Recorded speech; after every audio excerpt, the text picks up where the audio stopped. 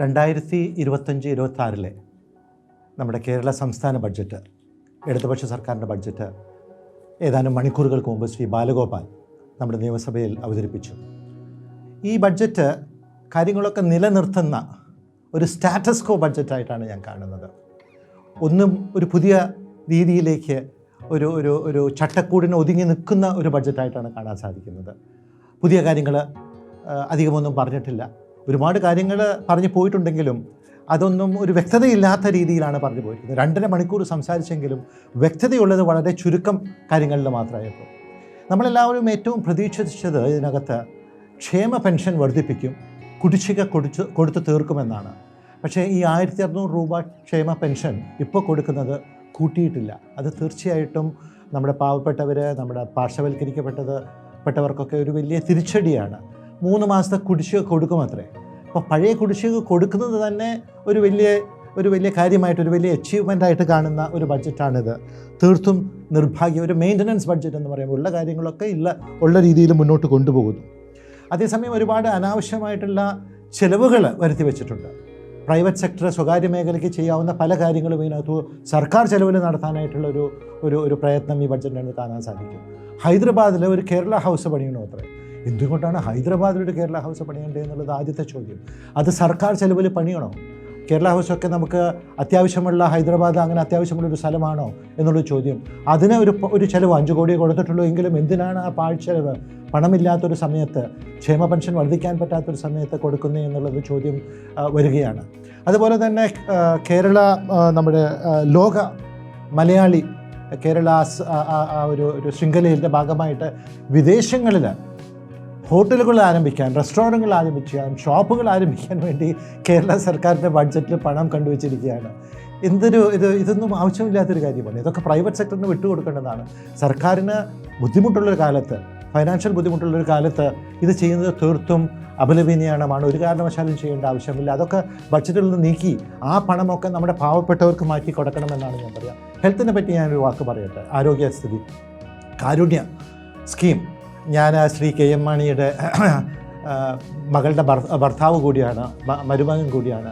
Shri KM മാണിയാണ് ഈ കാരുണ്യ പദ്ധതി കൊണ്ടുവന്നത്. ഇടത് സർക്കാർ വന്നതിന് ശേഷം അത് കുറേ കാലത്ത് അത് മരവിച്ച് വെച്ചു. പിന്നെ അത് പുനരധിവസിപ്പിച്ച് ഇതിപ്പോൾ കാരുണ്യ പദ്ധതി മുന്നോട്ട് കൊണ്ടുവന്നിരിക്കുകയാണ്. അതിനകത്ത് പണം വെച്ചിട്ടുണ്ട്. പക്ഷെ അത് പോരാ. ആ പണം നമ്മുടെ പാവപ്പെട്ടവർക്കാണ് ഒരു ബഡ്ജറ്റ്, നമ്മുടെ ഒരു ക്ഷേമ സംവിധാനം ഉള്ളപ്പോൾ അതിലൊക്കെ കൂടുതൽ പണം നമ്മൾ മാറ്റി വെക്കേണ്ടതായിരുന്നു എന്നുള്ളത് എടുത്തു പറയേണ്ട ഒരു കാര്യമാണ്. അത് ആവശ്യത്തിൻ്റെ രീതിയിൽ കാരുണ്യ പദ്ധതിയിൽ പാവപ്പെട്ടവർക്കുള്ള ധനസഹായം, ഹെൽത്ത്, അതായത് ആരോഗ്യ രംഗത്ത് ഇല്ല എന്നുള്ളത് എടുത്ത് പറയേണ്ടിയിരിക്കുന്നു. ഒരു നൂതന കാര്യം പറഞ്ഞിരിക്കുന്നത്, കൊച്ചിയിൽ നിന്ന് ബാംഗ്ലൂർ വരയ്ക്ക് ഒരു ഇൻഡസ്ട്രിയൽ കോറിഡോർ, ഒരു വ്യവസായ ഇടനാഴി കൊണ്ടുവരുമത്രേ. നല്ലൊരു കാര്യം തന്നെ. പക്ഷെ ഇത് എങ്ങനെ കൊണ്ടുവരും എന്നുള്ളതൊന്നും ബഡ്ജറ്റ് ഓഫ് കോഴ്സ് പറയാനായിട്ടുള്ള സമയമില്ല. പക്ഷേ അതിനെപ്പറ്റി ചിന്ത നടന്നിട്ടുണ്ടോ, അല്ലെങ്കിൽ ഒരു പേര് ഇട്ടുകൊണ്ട് ഒരു നല്ല ആശയം മാത്രം വയ്ക്കുന്ന ഒരു കാര്യമായിട്ട് ഇത് മാറോ എന്നുള്ളത് ഒരു ചോദ്യചിഹ്നമായിട്ട് നമ്മുടെ മുന്നിൽ നിൽക്കുന്നു. അത് പറയുമ്പോഴാണ് നമ്മുടെ പല വ്യവസായ സംരംഭങ്ങളും കേരളം ഈ കഴിഞ്ഞ കാലഘട്ടത്തിൽ പോയിട്ടുണ്ട്. ഞാൻ കിറ്റക്സിൻ്റെ സാബുവിനെ പറ്റി എടുത്ത് പറയുകയാണ്. അദ്ദേഹം തെലങ്കാനയിൽ പോയിട്ട് ഭംഗിയായിട്ട് ഉള്ളൊരു വ്യവസായം ആരംഭിച്ചു. അദ്ദേഹം ഇനി നമ്മുടെ നാട്ടിൽ വ്യവസായങ്ങൾ ആരംഭിക്കുമോ എന്നുള്ളത് തീർച്ചയില്ല. അപ്പോൾ ഇങ്ങനെ ഒരു ഇടനാഴി പണിയുമ്പോൾ അവിടെ നോക്കുകൂലി ഉണ്ടാകുമോ? അവിടെ യൂണിയൻ പ്രവർത്തകർ വന്ന് പ്രശ്നങ്ങൾ ഉണ്ടാക്കുമോ? അവിടെ ചുമട്ട് ഇറക്കിന് എന്തായിരിക്കും സ്ഥിതി എന്നുള്ളതൊക്കെ ചിന്തിക്കേണ്ടിയിരിക്കുന്നു. അത്തരത്തിലൊരു മോശപ്പേര് കേരളത്തിനുള്ള സമയത്ത് ഒരു പദ്ധതി പ്രഖ്യാപിച്ച് മുന്നോട്ട് പോകുന്നതിൽ വലിയ അർത്ഥമുണ്ട് എന്നെനിക്ക് തോന്നുന്നില്ല. നാഷണൽ ഹൈവേയെ പറ്റിയും കൂടി ശ്രീ ബാലഗോപാൽ ഇന്ന് പരാമർശിച്ചു. 6 വരി പാത അതായത് 2005 തന്നെ പൂർത്തിയാക്കും എന്ന് പറയുന്നു. പൂർത്തിയാക്കിയ നല്ല കാര്യം. ഞാൻ മാസത്തിൽ 2 തവണ എറണാകുളത്ത് നിന്ന് തൃക്കരിപ്പൂര് ഞാൻ മത്സരിച്ച നിയോജക മണ്ഡലമാണ്. കഴിഞ്ഞ തവണ UDFൻ്റെ സ്ഥാനാർത്ഥിയായിട്ട് യാത്ര ചെയ്യുന്നതാണ്. പല സ്ഥലങ്ങളിലും പണി പകുതി പോലും ആയിട്ടില്ല. പൂർത്തീകരിച്ച സെക്ടേഴ്സ് വളരെ കുറവാണ്. അത് പൂർത്തീകരിക്കാൻ സാധിച്ചാൽ നല്ല കാര്യം തന്നെ. പക്ഷെ അതിനകത്ത് കേരള സംസ്ഥാനത്തിനും ബാലഗോപാലിനും എന്താണ് കാര്യം? ഇത് ചെയ്യുന്നത് കേന്ദ്ര സർക്കാരല്ലേ. നാഷണൽ ഹൈവേ ഗഡ്കരിയുടെ ഒരു നേതൃത്വത്തിലാണ് മുന്നോട്ട് കൊണ്ടുപോകുന്നത്. കേന്ദ്ര ഗവൺമെൻറ് ചെയ്യുന്ന നല്ല കാര്യങ്ങളിൽ ചുരുക്കമായിട്ടുള്ള ഒന്നാണ് ഈ നാഷണൽ ഹൈവേ 6 വരി പാത. അത് 25-ന് മുമ്പ് പൂർത്തീകരിക്കാൻ സാധിച്ചാൽ നല്ലത്. പക്ഷേ ഇന്നത്തെ കേരള സർക്കാരിന് എന്ത് കാര്യം എന്നുള്ള ചോദ്യം വരുന്നു. അതൊരു ബഡ്ജറ്റ് സ്പീച്ചിലെടുത്ത്, കേരള ബഡ്ജറ്റ് സ്പീച്ചിലെടുത്ത് പറയുന്നതിൽ എന്തർത്ഥമാണോ ഉള്ളത് എന്ന് ചോദിക്കേണ്ടിയിരിക്കുന്നു.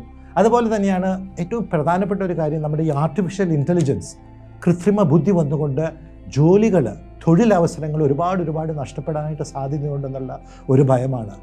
അതിനെപ്പറ്റി നമുക്ക് കൂടുതൽ ഈ ബഡ്ജറ്റിൽ പരാമർശിക്കാൻ സാധിച്ചിട്ടില്ല. അത് വരുന്ന 5 വർഷം 10 വർഷം 2035-40 കൂടെ ഇത് എങ്ങനെ കേരളത്തെ ബാധിക്കും, അല്ലെങ്കിൽ നമ്മുടെ യുവാക്കളൊക്കെ പുറത്തേക്ക് പോവുകയാണ്.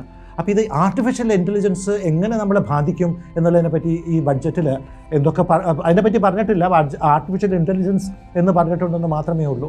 അപ്പോൾ അതിനെപ്പറ്റി കൂടുതൽ ചിന്തിക്കേണ്ട ഒരു അവസരമായിരുന്നു ഈ ബഡ്ജറ്റ്.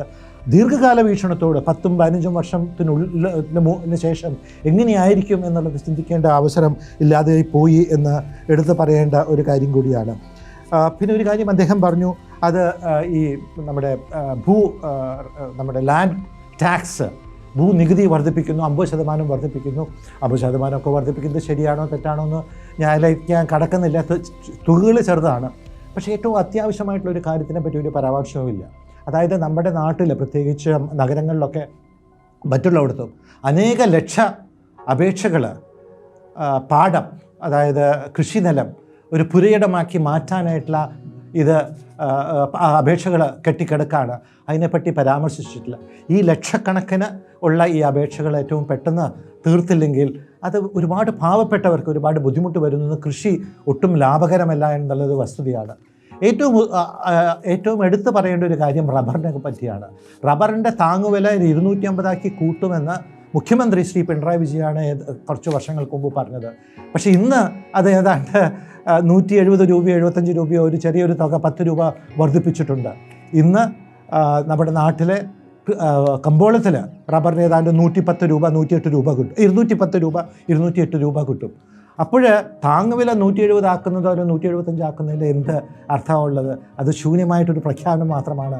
കമ്പോളത്തിൽ കൊണ്ടുപോയാൽ 210 രൂപ കിട്ടുമെങ്കിൽ എന്തിന് ഈ താങ്ങുവില എന്നുള്ളൊരു ചോദ്യം വരുന്നു. ഒരു കാര്യം കൂടി ഞാൻ പറയട്ടെ, നമ്മുടെ മത്സ്യബന്ധന മേഖലയെക്കുറിച്ചാണ്. പണം അതിനകത്ത് ബഡ്ജറ്റ് അടങ്കൽ ചേർത്തിട്ടുണ്ട്, സത്യമാണ്.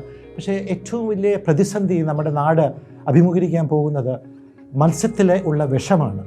നമ്മുടെ സമുദ്രത്തിലെ മത്സ്യത്തിൽ വിഷബാധ ഉള്ളത്, അഥവാ അത് നമ്മൾ കഴിക്കുമ്പോൾ അത് നമുക്കും ഭാവിയിൽ അത് നമ്മുടെ ആരോഗ്യത്തെ ബാധിക്കാനായിട്ട് സാധ്യതയുണ്ട്. അപ്പോൾ ഇതിനു വേണ്ടി നമ്മൾ എന്തെങ്കിലും കേരളം ഭാവനമായിട്ടുള്ള ഒരു മുൻകൈ എടുക്കേണ്ട ഒരു അവസരമായിരുന്നു ഇത് എന്ന് ഞാൻ പറയും. നമ്മുടെ എല്ലാ മത്സ്യബന്ധന പോർട്ടുകളുടെ കൂടെ ഒരു ചെറിയ ലാബ് ഇത് കൊണ്ടുവരുന്ന മത്സ്യത്തിന് എത്രമാത്രം ബാധ്യതയുണ്ട് എന്നൊക്കെ നോക്കേണ്ട ഒരു അവസരം കൂടിയായിരുന്നു ഇത്. അതില്ല, അത് ഇനിയും തിരുത്താം, മന്ത്രിക്ക് ഇനിയും തിരുത്താമെന്ന് ഞാൻ പറയുന്നു. ഒരു കാര്യം കൂടി പറയട്ടെ, നമ്മുടെ കേരളത്തിൽ പ്രത്യേകിച്ച് ഗ്രാമപ്രദേശങ്ങളിൽ ഭൂമിയുടെ വില കുറഞ്ഞുകൊണ്ടിരിക്കുകയാണ്. കാരണം നമ്മുടെ ചെറുപ്പക്കാരൊക്കെ പുറത്തേക്ക് പോകുകയാണ്, ഭൂമിയിൽ താമസിക്കാൻ ആൾക്കാരില്ല, ഡിമാൻഡ് കുറഞ്ഞിരിക്കുന്നതാണ്. ഇതിനെന്തെങ്കിലും ചെയ്യണം.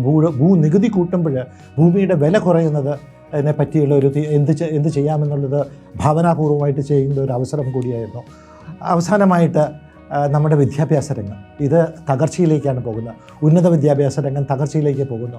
നമ്മുടെ ചെറുപ്പക്കാരൊക്കെ പഠിക്കാൻ ഇന്ന് കാനഡയിലും അമേരിക്കയിലും ഇനി അധികം പേര് പോകില്ല, യൂറോപ്പിലൊക്കെ പോകുന്നു. ഇത് നിർത്താനായിട്ട് നമ്മുടെ ഉന്നത വിദ്യാഭ്യാസത്തിൻ്റെ നിലവാരം ഉയർത്തേണ്ടിയിരിക്കുന്നു. അതിനെപ്പറ്റി കോൺക്ലേവുകളൊക്കെ വിളിച്ചിട്ട് വലിയ കാര്യമൊന്നുമില്ല, നല്ലത് തന്നെ. പക്ഷേ അതിനുള്ള നമ്മുടെ കേരളത്തിലത്തെ ഉന്നത വിദ്യാഭ്യാസ മേഖല എങ്ങനെ മെച്ചപ്പെടുത്താൻ സാധിക്കുമെന്നുള്ളതിനെ പറ്റി കാര്യമായിട്ടുള്ള ഒരു ആശയമൊന്നും ഈ ബഡ്ജറ്റിലില്ല. അതുകൊണ്ട് ഞാൻ നേരത്തെ സൂചിപ്പിച്ചതുപോലെ ഒരു രീതിയിൽ പറഞ്ഞാൽ ഒരു ബോറൻ ബഡ്ജറ്റ്. മന്ത്രിയുടെ സ്പീച്ച്, മന്ത്രിയുടെ പ്രസംഗം 2.5 മണിക്കൂർ പലർക്കും ബോറടിച്ചു. പിന്നിലിരുന്ന TP രാമകൃഷ്ണനൊക്കെ ബോറടിച്ചിരിക്കുന്ന MLA ബോറടിച്ചിരിക്കുന്ന കാണാമായിരുന്നു.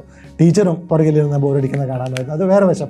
പക്ഷേ ഇതിലൊന്നും ഈ മെയിൻ്റനൻസ് ബഡ്ജറ്റ് ഒരു സ്റ്റാറ്റസ് കോ ബഡ്ജറ്റായി പോയി ഒരുപാട് നല്ല കാര്യങ്ങൾ ഒരു ഇലക്ഷന് മുമ്പ് ചെയ്യാമായിരുന്ന ഒരു അവസരം ഇല്ലാതാക്കി എന്നാണ് എൻ്റെ ഈ ബഡ്ജറ്റിനെ പറ്റിയുള്ള ഒരു അവലോകനം. Thank you. ജയ് ഹിന്ദ്.